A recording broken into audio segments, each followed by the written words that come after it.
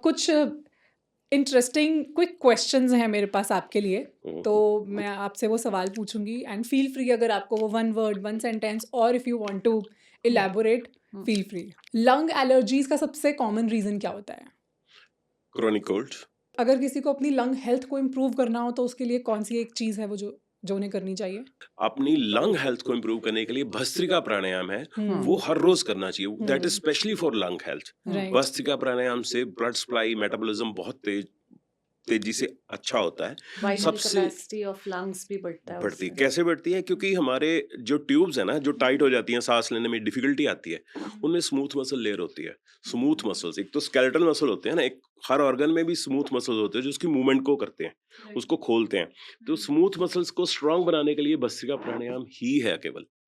तो that is the only exercise for the best exercise for the lungs health, vital capacity.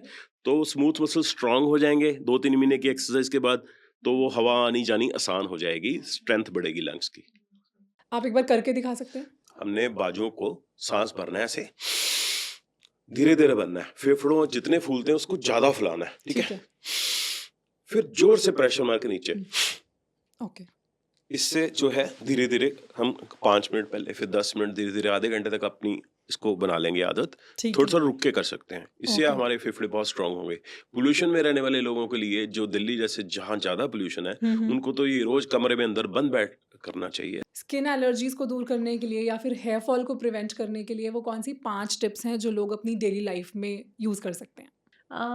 अगर देखो, skin allergies भी बहुत तरह की हैं। एक्जिमा एक स्किन एलर्जी है, सोरियासिस ऑटो इम्यून डिसऑर्डर्स हैं, बट स्किन एलर्जीज के अंडर हीट हम ट्रीट करते हैं। फिर अर्टिकेरिया है जिसको हाइव्स भी बोलते हैं हम, हाँ है ना? जी। तो ये सारी स्किन एलर्जीज हैं जो सबसे पहले तो आई वुड से कि अपना जो सोप है वो बहुत mild glycerin based soap, if I may say, use okay. करना चाहिए। बहुत हैवी सोप्स नहीं यूज करने चाहिए बॉडी के ऊपर। अंडर आर्म्स जो हम बॉडी पे डिओड्रेंट लगाते हैं, परफ्यूम लगाते हैं, वो स्किन के ऊपर नहीं टच करना चाहिए। कपड़ों पे जितना मर्जी लगाओ, कपड़ों को साइड पे बाद में पहन दो तो कपड़े। जिन लोगों को ज्यादा स्वेटिंग होती है वो क्या कर सकते हैं?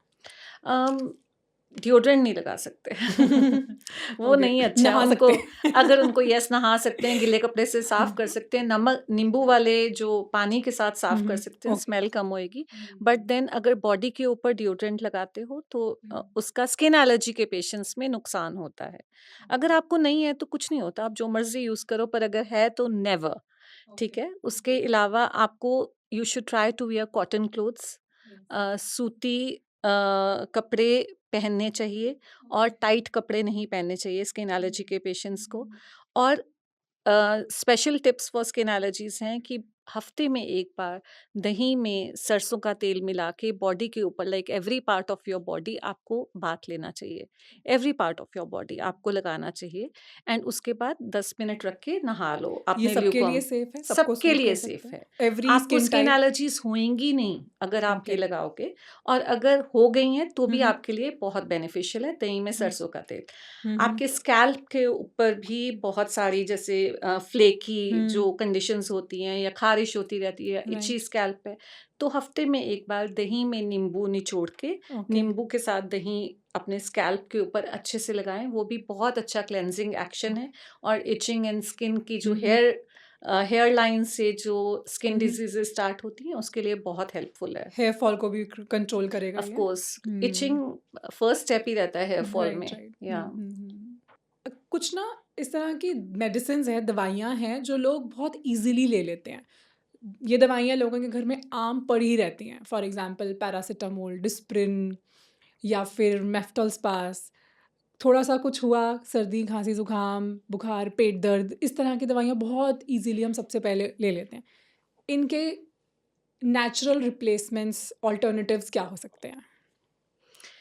सो अगर आप हर्ब्स की बात कर रहे हो कि कौन सी हर्ब्स खानी चाहिए कि हमें पैरासिटामोल, डिस्प्रिन ऐसी चीज़ों की कम ज़रूरत पड़े, तो ज़रूरत इसलिए पड़ रही है कि बॉडी में इन्फ्लेमेशन है, कहीं ना कहीं पेन्स हैं, राइट? यस। सो अगर हमारे बॉडी में पेन्स हैं तो शलाकी आती है, एक ओके। शलाकी आप हर्ब है, लैटेक्स है मेनली वो, उसका सुबह-शाम आप इस्तेमाल करें। वो ऐसे नहीं है कि जैसे आपने पैरासिटामोल खाई, तो हुँ, आप एकदम से आपकी बॉडी रिलैक्स होगी, वैसे नहीं होगा। बट हुँ, आप कंटिन्यूअसली शलाकी का इस्तेमाल करते रहें। अगर आपको लगता है आपके जॉइंट पेन्स हैं या हल्की-फुल्की बॉडी में पेन्स रहती है, जिसकी वजह से आप ये पेन किलर्स खा रहे हो, तो हुँ, शलाकी सुबह-शाम खाने से, ओके, गोदंती आप सुबह-शाम खा सकते हो, उसका भी ओके, एंटी इन्फ्लेमेटरी एक्शन है। बाकी आप अपनी डाइट में लहसुन, अदरक की सब्ज़ी इंक्लूड कर सकते हो, बिकॉज़ हुँ, इनसे भी बॉडी में जो वात दोष है जिसकी वजह से हुँ, ये पेन्स रहती हैं या आपको ये ओके, पेन किलर्स खाने पड़ रहे हैं, इट हेल्प्स विद दैट। हल्दी को भी आप अपनी डाइट में इंक्लूड हुँ, करें। एंटी अ, इन्फ्लेमेटरी, या एंटी इन्फ्लेमेटरी एक्शन होगा। दिन में हुँ, 1 बार, जैसे आप 2 बार अगर गर्म पानी पीने की अगर आपको आदत है, तो थोड़ा-सा 1/4 स्पून आप एक बार हल्दी डाल लें, 1/4 हुँ, स्पून आप शुंठी या जिंजर पाउडर हुँ, डाल सकते हैं, तो that will really help in okay, all the types of body pains. Okay, okay, ठीक है। सो उससे हमें ये सब जो हमारी डे टू डे लाइफ़ का पार्ट बन या चुकी हैं दवाइयाँ, we can get rid of हुँ। All yes, these things. मतलब शुरू में आप हुँ, अपनी मेडिसिन्स के साथ इन चीज़ों को एक बार इनकलकेट कर लें, आप खुद ही देखेंगे कि आपके पेन किलर्स की यूसेज कम हो गई है। अमेज़िंग, या वेरी नाइस, वेरी